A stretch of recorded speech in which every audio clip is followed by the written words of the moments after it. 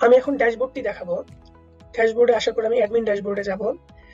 ড্যাশবোর্ডটি আমরা কয়েক অংশে ভাগ করেছি: sales dashboard, SR dashboard, supplier dashboard, report dashboard. আমি যদি সেলস ড্যাশবোর্ডে আসি, আমি এখান থেকে সম্পূর্ণ একটি ওভারভিউ পাবো। এখান থেকে আমি একটি ফর্ম ডেট এবং টু ডেট দেখতে পাচ্ছি। তার মানে আমি 1 ডিসেম্বর থেকে 31 ডিসেম্বরের মধ্যে সবকিছু দেখতে পাচ্ছি। তো এখান থেকে আমি total sell, total expense, damage, free sample, profit এবং কালেকশন দেখতে পাবো। নিচে আসলে আমি কিছু গ্রাফ দেখতে পারবো এবং আমার কেনা এবং বেচার হারটা কেমন এবং রিজন ভিত্তিক সেল কেমন। আমি এসআর ড্যাশবোর্ডে আসলে আমি দেখতে পারবো এসআর দের আমার ডিউ কত। এখান থেকে আমি যে কোনো স্পেসিফিক একজন এসআর কে সিলেক্ট করলে আমি তার শুধুমাত্র ডিউ এবং পেড দেখতে পারবো। নিচে আসলে আমি এসআর এর ডিউ লিস্ট যেটি আছে, নিচে আসলে আমি এসআর এর ডিউ লিস্টটিও আমি দেখতে পারবো, কোন এসআর এর কত ডিউ এবং সব থেকে বেশি ডিউ কাদের তাদের লিস্টে দেখতে পারবো।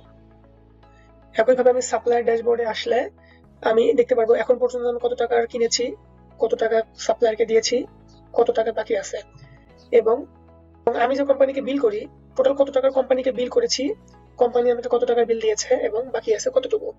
নিচে আসলে আমি কিছু ডেটা দেখতে পারবো, যেমন কারেন্ট স্টক, লো স্টক প্রোডাক্ট, এগুলো আমি দেখতে পারবো। সব থেকে ইম্পর্টেন্ট আমার রিপোর্ট ড্যাশবোর্ড। এইখানে আসলে আমি প্রথমে হচ্ছে একটি ডেট দিয়ে নিব যে আমি 1 ডিসেম্বর থেকে 31 ডিসেম্বরের রিপোর্ট দেখতে চাই।